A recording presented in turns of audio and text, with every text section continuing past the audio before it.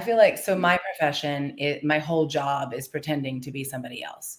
And as an actor, when I create and develop a character, there's so much freedom in like finding that voice because it's not convoluted by my own things.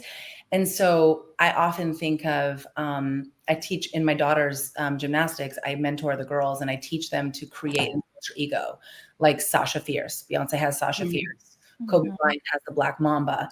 And it's something where you are vulnerably protected as a person, but you really can step into that power. And I really think every person should have that. Yeah, it gives you the ability to disconnect from the everyday when you kind of formulate into this other aspect of yourself.